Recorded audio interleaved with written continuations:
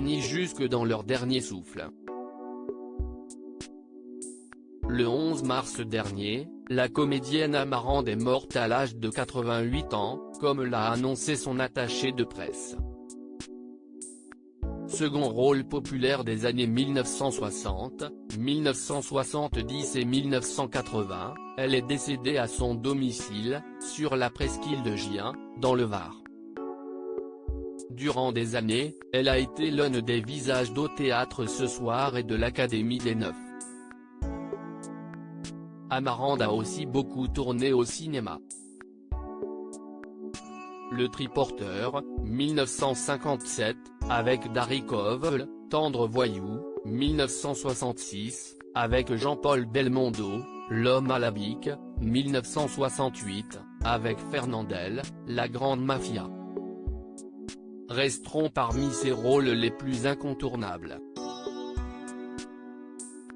Ces dernières années, elle s'était retirée dans le sud de la France où elle vivait. 3 jours plus tard, le 14 mars, sa fille est elle aussi morte. Brigitte Chamarande a perdu son combat contre un cancer des os, comme le révélait son agent. Comme sa mère, elle avait aussi choisi le métier d'actrice. On l'a notamment vue dans Subway de Luc Besson en 1985, mais aussi dans L'étudiante au cinéma et dans Julie Lescaut ou Diane femme flic à la télévision.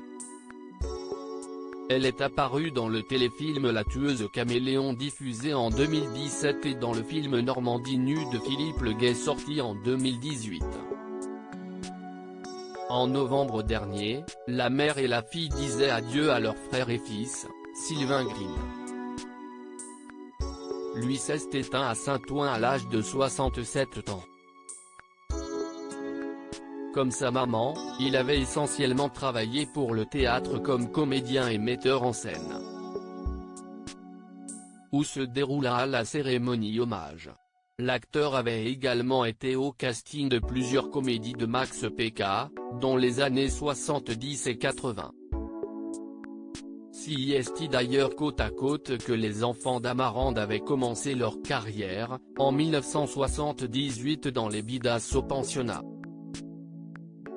Les obsèques d'Amarande ont eu lieu ce mardi 15 mars en l'église Saint-Pierre de Gien de la ville d'Hyères, dans le Var. Pour honorer la mémoire d'Amarande, de Brigitte Chamarande et de Sylvain Green, une cérémonie religieuse sera célébrée le 23 mars à 14h30 en l'église Saint-Roch, la paroisse parisienne des artistes, comme l'a annoncé Jean-François Guyot, journaliste à l'AFP. Loading Widget.